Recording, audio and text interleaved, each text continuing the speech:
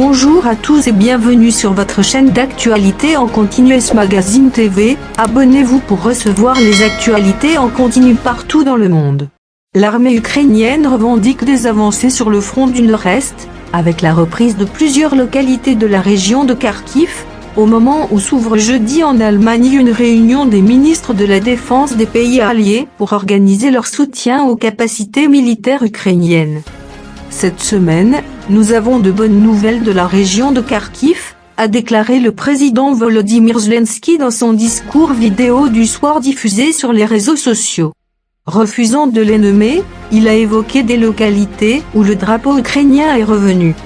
Des observateurs avaient fait état ces derniers jours d'une percée des forces ukrainiennes dans la région de Kharkiv, sans que ces informations soient toutefois vérifiables de sources indépendantes.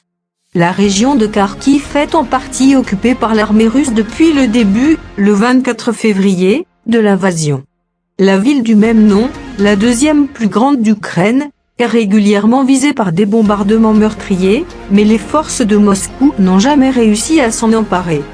Jeudi, le secrétaire américain à la défense Lloyd Austin accueillera sur la base américaine de Ramstein, dans l'ouest de l'Allemagne, ses homologues des pays alliés pour discuter de la situation en Ukraine et organiser le soutien aux forces de Kiev. L'Ukraine mène depuis la semaine dernière une contre-offensive dans le sud de son territoire, et le président Zelensky a affirmé à maintes reprises vouloir reprendre toutes les régions sous occupation russe, y compris la Crimée, annexée par la Russie en 2014. Mercredi, devant le Conseil de sécurité de l'ONU, la sous-secrétaire générale des Nations Unies pour les droits de l'homme, Ilse Ahrens, a par ailleurs fait état d'accusations crédibles sur des transferts forcés d'enfants non accompagnés vers le territoire occupé par la Russie ou vers la Fédération de Russie elle-même.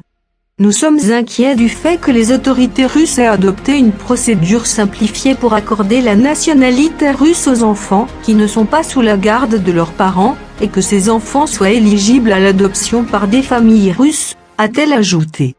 Les États-Unis, à l'origine de cette réunion du Conseil de sécurité avec l'Albanie, ont accusé mercredi le bureau du président russe Vladimir Poutine d'organiser directement le déplacement forcé de milliers d'Ukrainiens vers la Russie.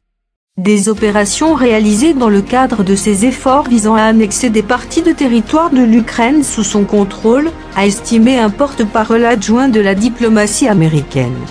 L'ambassadeur russe à l'ONU, Vassily Nebenzia, a rejeté en bloc toutes ces accusations infondées, qu'il a qualifiées de légendes.